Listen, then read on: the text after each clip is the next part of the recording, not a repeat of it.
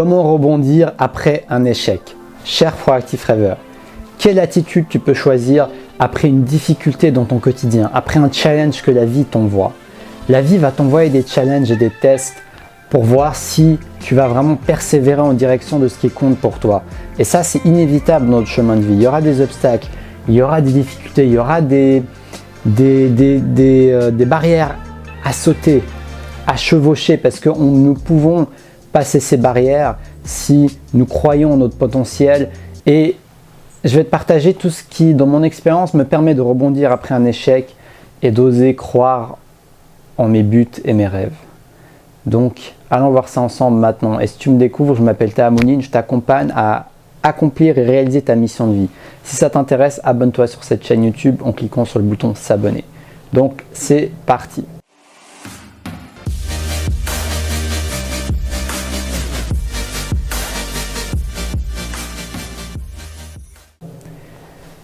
Donc l'échec, ça fait partie du chemin. Et l'échec, c'est juste une définition qu'on peut lui donner. C'est juste un mot qu'on peut lui mettre. Mais on n'est même pas obligé d'appeler ça comme ça en fait. On peut appeler ça un essai, on peut appeler ça une tentative, on peut appeler ça une expérience, on peut également appeler ça un apprentissage. Si nous avons cette capacité, cette lucidité, je dirais même cette sagesse de aspirer la substance de cette leçon de vie qui vient de nous être offerte. Et c'est cette vision dont j'ai envie de te parler, parce que oui, ça nous arrive d'avoir des portes qui se ferment. Des fois, on a envie d'aller vers une direction, mais il y a une porte qui se ferme, il y a un obstacle qui fait en sorte que nous ne pouvons pas tout de suite franchir le seuil de cette porte qui nous mène vers un chemin qui nous intéresse. Mais cependant, est-ce qu'on va avoir les yeux ouverts vers toutes les portes qui vont s'ouvrir? Parce qu'il y aura d'autres portes qui vont s'ouvrir en parallèle. Mais si nous occupons seulement de regarder la porte qui est en train de se fermer ou qui est fermée, eh ben on va utiliser tout notre temps et notre attention et notre énergie vers cette porte qui est déjà fermée. Donc c'est ce qu'on appelle le lâcher prise également, parce qu'on va être tellement tendu, on va tellement toujours vouloir rentrer dans cette porte, mais elle est fermée en fait. Donc on va continuer à mettre de l'énergie vers cette porte qui est fermée. Au lieu de quoi? Au lieu de lâcher un peu du regard cette porte et se dire est-ce qu'il y a d'autres portes ouvertes par là? Ah oui, il y en a une ouverte, purée, j'ai failli ne pas la voir. Parce que si on est tout le temps en train de regarder les portes qui se ferment, on n'a pas le temps de voir les portes qui s'ouvrent. Si on est tout le temps en train de dire pourquoi je n'y arrive pas, je n'ai pas de chance, on est en train de se complaindre et de se victimiser, on n'a pas le temps de voir toutes nos possibilités, tout ce qu'on a la chance déjà d'avoir et toutes les solutions qui existent. Donc au final, chaque journée, on a un certain nombre de pensées.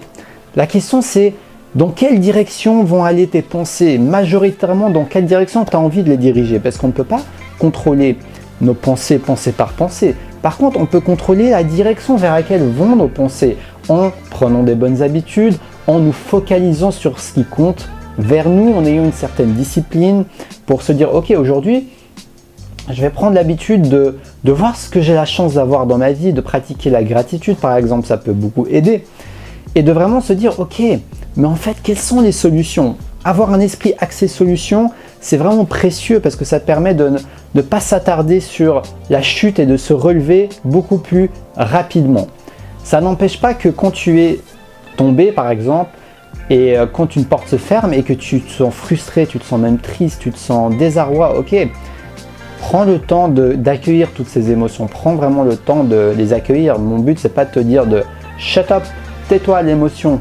Non, il faut prendre le temps d'accueillir ça, mais une fois que c'est accueilli, une fois que, ok, j'ai pris conscience que je me sens comme ça, je me sens comme ci, va de l'avant.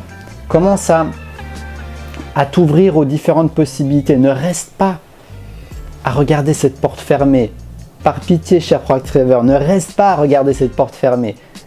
Je suis tombé dans ce piège de rester observer que cette porte fermée au lieu de voir les portes qui s'ouvrent. Mais j'ai la chance d'avoir ce tempérament où naturellement, c'est vrai que j'ai une sorte de persévérance, une sorte d'esprit axé sur les solutions, même si même pour moi c'est pas facile tous les jours. Parfois je me complains, parfois je regarde aussi cette porte fermée, mais en tout cas je vois que le fait d'avoir cette intention de voir les portes qui s'ouvrent, de voir les possibilités, de voir mon potentiel, de voir les solutions, ça m'aide vraiment à aller de l'avant. Donc vraiment, je t'encourage vivement à oser regarder les portes qui s'ouvrent et à te souvenir de cette métaphore.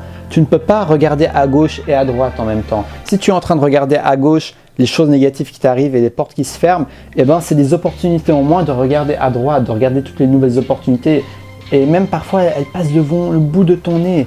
Parfois, il y a une personne qui est en train de te parler, qui est même en train de te donner une solution, mais tu en as même pas conscience. Parce que ton esprit, tes croyances sont axées sur « j'ai échoué, j'ai perdu » et ta vibration est basse. Et à ce moment-là, tu auras beau avoir toutes les opportunités au monde qui se présentent juste devant le bout de ton nez, tu ne vas même pas les voir. Ton esprit va les filtrer et elles vont être quasi inexistantes alors qu'elles étaient bien là devant toi. Et c'est ça la puissance de notre esprit.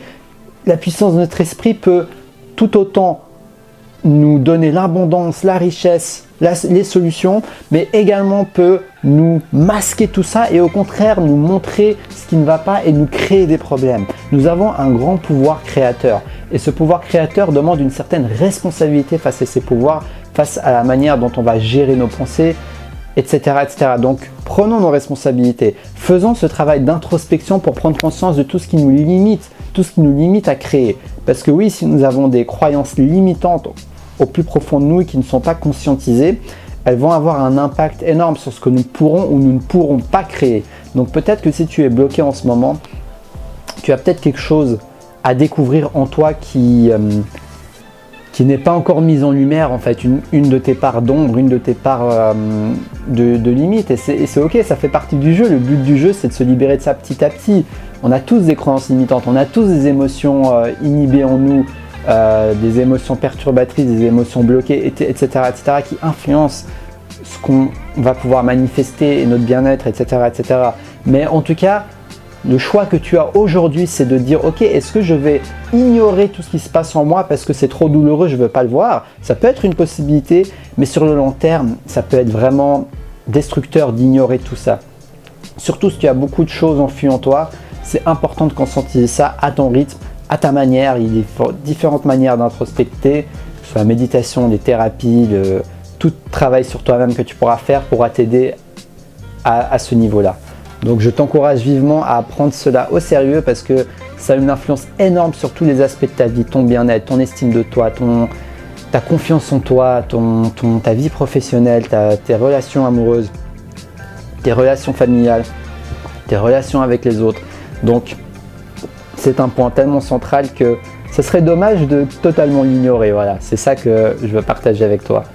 Et donc qui va te permettre de voir beaucoup plus facilement les portes qui s'ouvrent parce que tu seras purifié, plus pur de l'intérieur. Tu auras beaucoup moins d'obstacles, de crasses qui vont te bloquer. Tu auras beau faire un focus positif comme je t'ai dit, si tu as beaucoup d'encre qui te tire en arrière, des encres inconscients, eh ben, tu auras beau vouloir voir le positif, ça va te tirer vers le négatif. C'est pour ça que ça se passe en deux phases pour moi. Se libérer de ce qui nous bloque, nos encres qui nous font couler et en même temps se focaliser sur les possibilités, la gratitude et tout ce qui est positif focus, comme je l'appelle. J'espère que cette vidéo va t'inspirer. Si elle t'a plu, si elle t'a parlé, si elle te touche, n'hésite pas à mettre un like, ça va m'aider à faire connaître mes vidéos, je t'en remercie d'avance. Abonne-toi sur cette chaîne YouTube Destination Soi-même, la chaîne qui t'accompagne à te connecter à ta flamme intérieure et à la partager à travers ta mission de vie. Sur ce, je suis également disponible en consultation de coaching, c'est dans la description de la vidéo et si tu as une question, contacte-moi par commentaire ou sur Instagram. Je suis également présent sur Instagram ou Facebook. J'écris des articles exclusifs ou de motivation chaque jour qui prennent même pas une minute à lire. N'hésite pas à y jeter un œil sur Instagram et à t'abonner si ça t'intéresse. Sur ce, je te souhaite une belle fin de journée. Abonne-toi, sonne la petite cloche pour recevoir mes nouvelles vidéos, partage, like et je te souhaite une belle fin de journée. Et surtout, reste connecté à ta flamme intérieure.